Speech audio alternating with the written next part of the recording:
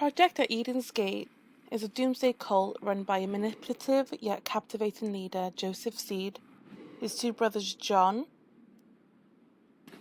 Jacob, and their adopted sister, Faith.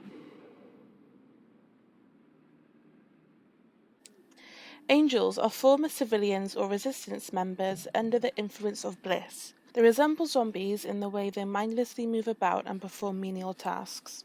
They clearly have been subjected to extreme amounts of bliss, as they have lost the ability to think for themselves and only follow orders from Faith and the Peggies.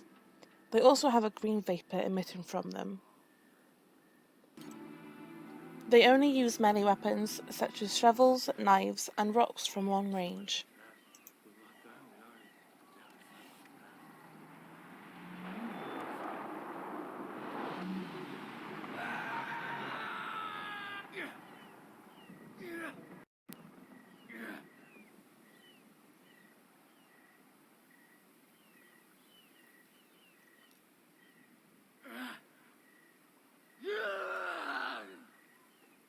They are dressed all in white with surgical masks over their mouth and have white eyes, presumably from exposure to bliss. You can hear them make inaudible mumbles and noises and will scream when they see you.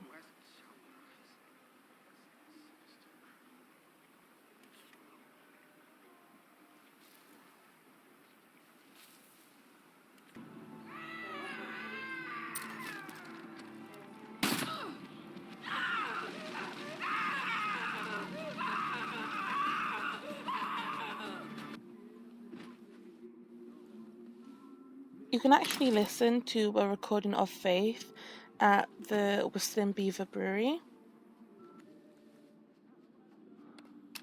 Have you seen their faces on the pilgrimage? Oh, you should see it. To see the sin fly from their heads and their faces slacken to peace.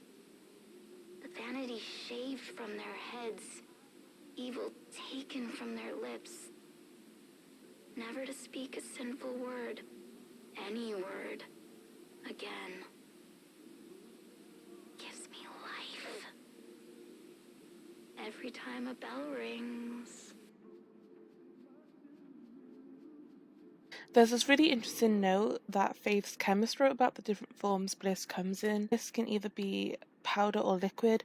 Powdered bliss is more powerful, but liquid is better at maintaining someone's life, mortality, given that it says it has a better resurrection rate, which leads me to believe that angels really are dead, or at least on the verge of death, but they're so pumped full of liquid bliss that it keeps them ticking. Which brings what the sheriff says into a terrifying light. He makes it sound like you're still in your head, still aware, but you can't control your movements.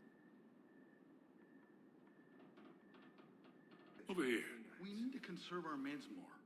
Gonna be honest, never thought I'd see you again. After the crash, I just remember fog. Then walking in a field. Then I saw her. You've seen her too, haven't you, Rook?